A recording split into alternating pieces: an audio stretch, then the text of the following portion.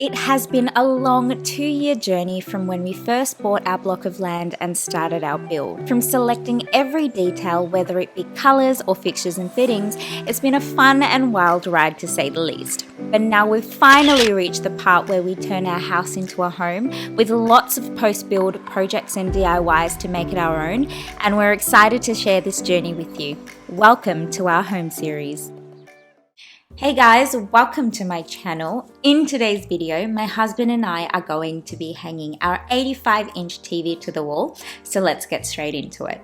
So this is the wall which the TV will be anchored to. Now we're going to be anchoring the TV a little to the left and not centered to the wall, because as you can see, there is a part of the living room which extends out to the left, and we'll most likely put a corner lounge or something like that. And so if the TV is centered to the wall, it'll be too far to see when you're sitting on the couch.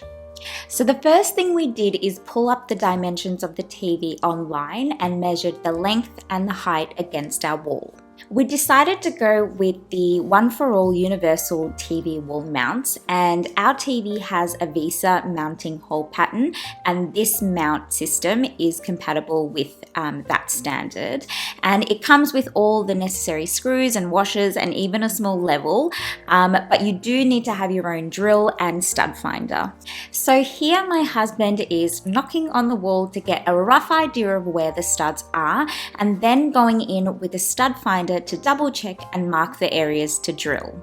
Now our refrigerated cooling unit is right outside this wall, and we were concerned that some pipes may be running down this wall, so my husband unscrewed the data point to have a look from the inside, and fortunately we also had this digital inspection camera already, so we were able to triple check our stud points and make sure that there were no pipes in the way.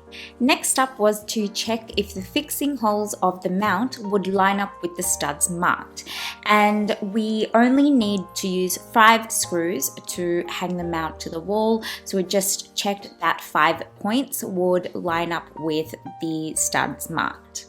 We used the 55mm screws provided, and for this screw it is recommended to use a 4.5mm drill bit, and we lined the drill bit up with the length of the screw, so we knew we had drilled deep enough.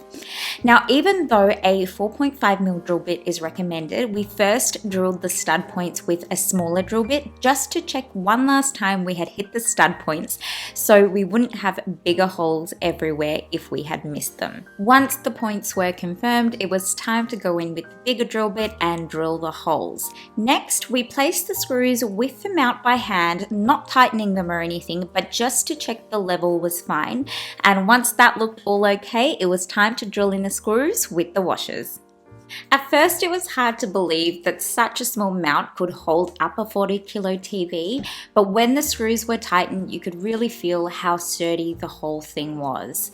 After that the data points were screwed back in, and now it was time to fix the 2 vertical brackets onto the TV. Now the mounting holes on our TV were quite shallow with the screw that you had to use, but they do provide you with spaces to use to account for the length of the screw. Next, we plugged in all the wires to the back of the TV before we mounted it on the wall, such as the Ethernet and the power cable, and then it was time to literally hang the TV on the mount. Now this bracket on the back of the TV has grooves which basically just hook on and hang on to the wall mount. Then I plugged in the power cable to the power point and we fired up the TV, and I did get a little excited when the TV turned on. So that brings us to the end of the video. I hope you guys enjoyed watching the second episode of our new home series. Make sure you subscribe so you don't miss out any future videos and episodes. Thanks so much for watching, and I'll catch you guys in the next one. Bye!